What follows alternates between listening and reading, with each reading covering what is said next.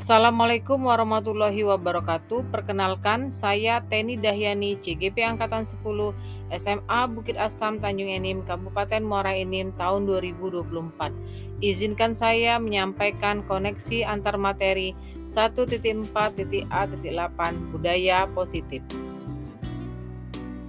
Adapun tujuan pembelajaran khusus 1. CGP memahami keterkaitan konsep budaya positif dengan materi pada modul 1.1, 1.2, dan 1.3. 2. CGP dapat menyusun langkah dan strategi yang lebih efektif, konkret, dan realistis untuk mewujudkan budaya positif di sekolah. Maka dari itu, kesimpulan mengenai peran saya dalam menciptakan budaya positif di sekolah adalah jika seorang guru yang baik pastinya memiliki kemampuan dalam mewujudkan budaya positif di sekolah. Budaya positif dapat dijalankan dengan menerapkan konsep inti seperti disiplin positif, motivasi perilaku manusia atau hukuman dan penghargaan, posisi kontrol restitusi, keyakinan sekolah atau kelas, dan penerapan segitiga restitusi dalam menyelesaikan masalah. Yang pertama, disiplin positif. Disiplin positif merupakan cara penerapan disiplin yang mengajarkan anak bertanggung jawab dan menumbuhkan rasa kesadaran diri berdasarkan nilai-nilai kebajikan. Disiplin positif lebih ke arah disiplin diri yang dapat mengontrol diri dalam melakukan segala macam tindakan. Selain itu, disiplin positif dapat membuat murid lebih memahami dan menyadari berdasarkan motivasi internal, bukan paksaan, pujian, atau hukuman. Yang kedua, motivasi perilaku manusia. Motivasi perilaku manusia ada 3. Yang pertama, untuk menghindari ketidaknyamanan atau hukuman. Yang kedua, untuk mendapatkan imbalan penghargaan dari orang lain. 1 dan 2 ini merupakan motivasi yang berasal dari eksternal.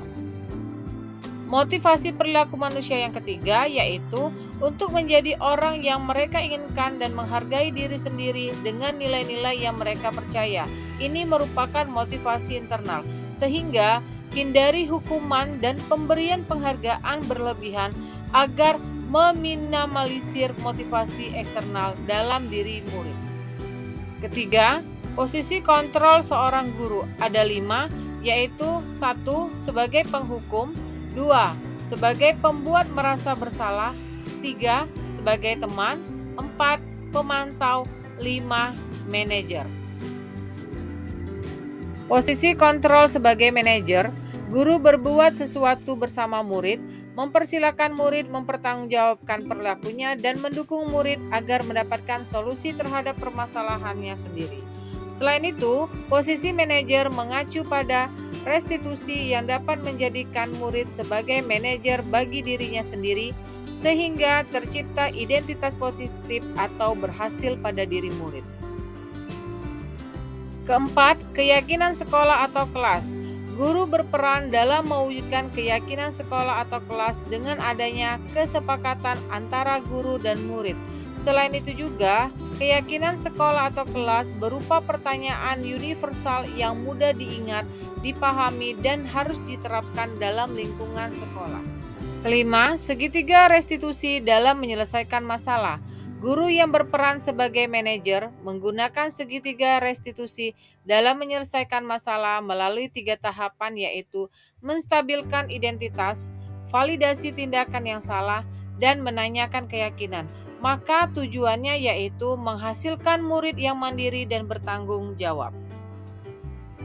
Keterkaitan budaya positif dengan 3 materi sebelumnya yaitu menjalankan budaya positif akan mudah mencapai tujuan pendidikan nasional sesuai filosofi KHD yang berpihak pada murid sesuai dengan kodratnya.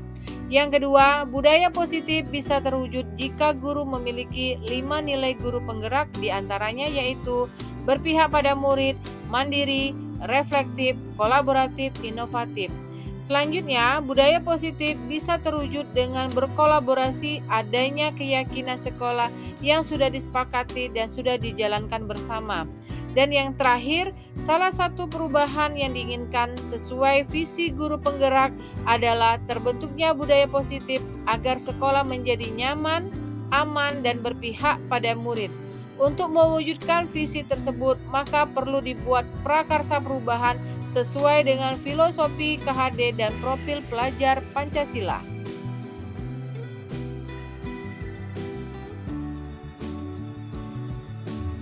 Refleksi saya tentang modul budaya positif ini yaitu saya sudah memahami konsep-konsep inti dalam modul budaya positif berkaitan disiplin positif, teori kontrol, teori motivasi, hukuman dan penghargaan, posisi kontrol guru, kebutuhan dasar manusia, keyakinan kelas dan segitiga restitusi.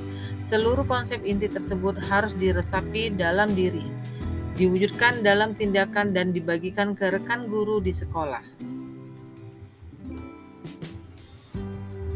Hal yang menarik bagi saya dan di luar dugaan yaitu waktu saya mempelajari motivasi manusia berupa penghargaan. Ternyata penghargaan berdampak kurang baik bagi murid, diantaranya dapat merusak hubungan, mengurangi ketepatan, menurunkan kualitas, dan mematikan kreativitas serta bersifat menghukum. Perubahan apa yang terjadi pada cara berpikir Anda dalam menciptakan budaya positif di kelas maupun sekolah Anda setelah mempelajari modul ini? Perubahan yang terjadi yaitu saya menyadari bahwa posisi kontrol yang biasa saya lakukan adalah sebagai penghukum dan pemantau. Seharusnya sebagai manajer dengan cara menangani masalah dengan menggunakan segitiga restitusi. Pengalaman seperti apakah yang pernah Anda alami terkait penerapan konsep-konsep inti dalam modul budaya positif baik di lingkup kelas maupun sekolah Anda? Saya menangani siswa yang sering tidur dalam kelas saat proses pembelajaran. Saya menggunakan langkah-langkah segitiga restitusi yaitu menstabilkan identitas, validasi tindakan yang salah, dan menanyakan keyakinan. Bagaimanakah perasaan Anda ketika mengalami hal-hal tersebut? Perasaan saya sangat termotivasi untuk terus memperbaiki diri sesuai dengan nilai-nilai budaya positif di sekolah. Menurut Anda, terkait pengalaman dalam penerapan konsep-konsep tersebut, hal apa sajakah yang sudah baik, adakah yang perlu diperbaiki? Hal yang sudah baik menurut saya adalah sudah mulai munculnya motivasi internal pada murid untuk melaksanakan budaya positif sesuai dengan nilai-nilai kebajikan yang diyakini. Yang harus diperbaiki adalah posisi guru sebagai manajer. Sebelum mempelajari modul ini, ketika berinteraksi dengan murid berdasarkan 5 posisi kontrol, posisi manakah yang paling sering Anda pakai? Dan bagaimana perasaan Anda saat itu setelah mempelajari modul ini? Posisi yang Anda pakai dan bagaimana perasaan Anda sekarang, apa perbedaannya? Sebelum mempelajari modul ini, posisi kontrol saya adalah sebagai penghukum dan pemantau. Perasaan saya saat itu saya selalu diiringi perasaan bersalah karena harus memberikan hukuman atau konsekuensi jika seorang anak berbuat kesalahan. Setelah mempelajari modul ini, saya mulai menerapkan posisi manajer dalam menyelesaikan masalah.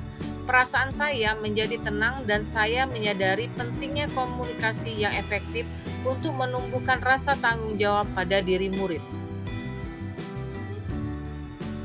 Sebelum mempelajari modul ini, pernahkah Anda menerapkan segitiga restitusi ketika menghadapi permasalahan murid Anda? Jika iya, tahap mana yang Anda praktekkan dan bagaimana mempraktekannya? Pernah, tapi saya hanya menggunakan satu tahapan saja yaitu validasi tindakan yang salah dengan memberikan pernyataan, "Kenapa kamu bisa melakukan hal itu?" Atau, "Apa penyebabnya hal itu bisa terjadi?"